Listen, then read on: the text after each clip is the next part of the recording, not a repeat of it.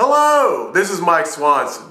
I run the website WallStreetWindow.com, and the odds are that you're watching this video because you got an email from me with a link right to it. Now, if you're not on my email list, click the link associated with this video and get on it.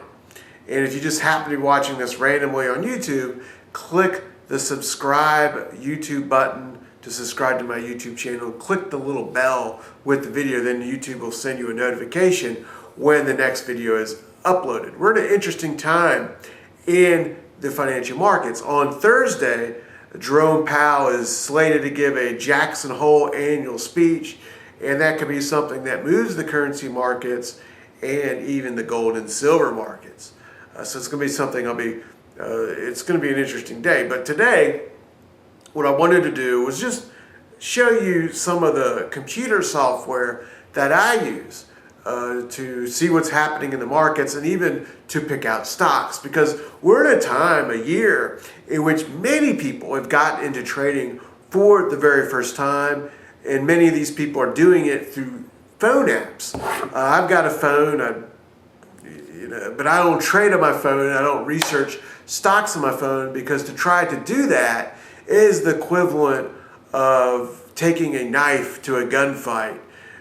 Stock trading is a competition, and there's just not enough information that you can get on a phone if you're really doing deep dive research to understand what is happening, to figure out what stocks are worth buying and which are not. So let me show you really quickly TC 2000, available on Worden.com. So what we're looking at now is a screenshot of my TC 2000 software on my laptop, not on my phone, to say the least. And I'm going to kind of show you two basic thought processes I have for when I want to buy stock, and they're different. They involve long-term investing and short-term trading. So DHR is a stock I mentioned Monday, but only as a short-term trade, because I talked about the 20-day Bollinger Bands. And this is a stock consolidating right below its 52-day week high. It looks to me like it has the potential to break out and pop. But that's a short-term trading pattern. Breakouts to new 52-week highs in a stock market that's been rallying since March, that's a short-term pattern. And long-term patterns are different. For a long-term buy, I want to buy a stock that's in a sector outperforming the stock market, in which it has a short-term dip and oversold condition. That's not a breakout pattern. It's completely different. Breakouts are short-term. Look for triangles. And on Tuesday, I also mentioned a short-term pattern with the JETS ETF.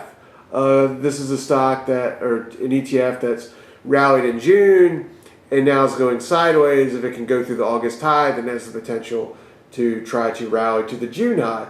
But that's not a long-term investment idea. This is a trade that would be for a few weeks. I have no idea, based on that pattern, whether this is something to buy for the rest of the year. I don't think it is, because I don't look for short-term patterns to figure out long-term buys. For that, I want, again, a sector outperforming the stock market and the best stocks in that sector. This ETF, this sector of airlines, is not outperforming the stock market. In fact, it's been one of the worst all year. It might be hard for you to see on this screenshot, but I have a red line on the bottom of this chart. It's a relative strength indicator that compares what's ever on the chart with the action S&P 500. The indicator has been going down, telling us that this ETF is lagging the stock market. That means it's not good for a long-term investment. It's only good for a trade. When will it be good for a long-term investment? When at some point this indicator trends up.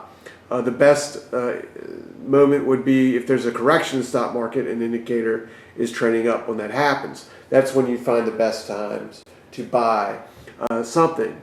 And there were sectors that were doing that in March. So one thing that TC2000 enables me to do is create watch lists and also track all the sectors of the stock market itself. So what I've done is it has a watch list of 241 industry groups, and I've ranked all of them by performance year to date. So at the top is specialty retail. It's a small sector, been driven up by just a few stocks, and of course Amazon has helped. Internet has been also helped by Amazon and Facebook and Google and so forth. The worst performing sectors are ones to really stay away from until they show relative strength against the stock market. They're only good for trades. The worst sector is general entertainment. It's including movie theaters, down 61%. Oil, down 47%. Motels, down 46%. Airlines, down 45%. Notice the airline sector has the same chart pattern as jets. Only good for a short-term trade because it's lagging the stock market. REITs that are retail is down 44%. Movie production companies down 38%, and so forth. Regional Midwest banks down 34%. Sporting activities down 32%. Tobacco down 29%. Year to date, this is. Drug delivery down 27%. These are all sectors to stay away from. But what you want to look for to invest in, an investment time frame, not a short-term trading time frame, is what is beating the market. If you want to beat the market, you want to be in the sectors and the stocks already beating the market. So dairy products up 215%, internet up 87%, catalogs up 68%, semiconductors up 55%, auto manufacturers up 46%, helped by Tesla, of course. Gold up 42%, silver up 37%. And this is one of the big reasons why in my emails, my blog posts, my videos, my commentary, my own investing, I'm focused so much this year on gold and silver mining stocks because they are beating the market. When the stock market had a correction or a crash of 37% in the S&P, over 32% in the S&P 500, the price of gold did not dip, but a third of that, and as it's gone up even more than the stock market has all year. We've had a nice continuation of the March rally. It's gone up more than I ever thought. The S&P 500 is now up about 6.9% year to date. But gold stocks, that sector is up 42%. Silver is up 37%, completely crushing the performance of the stock market. But here's the neat thing. When a sector beating the stock market has a pullback, then it creates an investment entry point. And that's now what's happening with gold and silver. They've been pulling back since the end of July. The stochastics indicator is now oversold. The price of gold is around $1,925 an ounce.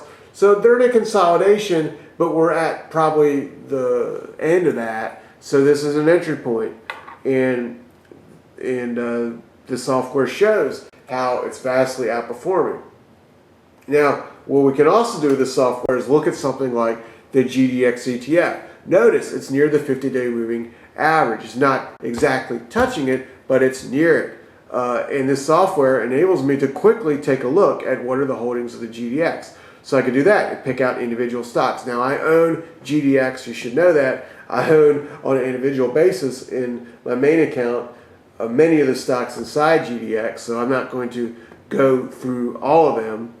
But you can quickly, with the software, go through stocks very quickly to see what's happening inside a sector to pick something out. You can notice something like DRD is holding up fairly well, even better than most of the mining stocks are. I own DRD, by the way. You can notice that the relative strength line on the bottom of this chart, comparing the action of DRD to the S&P 500, has been going up for 2 years now, And when the stock market collapsed in March, this stock afterwards shot straight up, and it's up a whopping amount year to date, almost 4 times as much, while the S&P 500 is up 6.9%.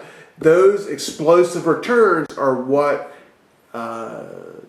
you can find in a sector beating the S&P 500. It's why there's explosive action in the top best performing small cap mining stocks. Again, another arena that I'm focused on very much this year. So I just wanted to introduce you with this software, kind of gave you a basic idea of some of the things I do with it, and 2 critical concepts. 1, if you're doing short-term trading, then you can use short-term trading patterns to figure out what stocks to buy. And by short-term, I'm thinking like a couple weeks, a couple days, and so forth. Triangle patterns, breakout patterns, and it's not so important that the sector is beating the stock market if you're just looking for short-term moves. But if you're looking for investment buy points, something that you plan on holding for more than 6 months, and even for a couple years, then you must find things that are beating the stock market. You must invest in sectors beating the stock market and look for the best stocks in those sectors. Those are the 2 concepts of how I navigate the markets and how I use this software to look for it. And the software enables me to look through stocks very, very quickly. And every weekend I will, it doesn't take long to go through the S&P 500 and see what's going on in the general market inside the stock market average itself. So that's what I wanted to talk about, show you today. And stay tuned for my update on my email list tomorrow and for future videos like this one.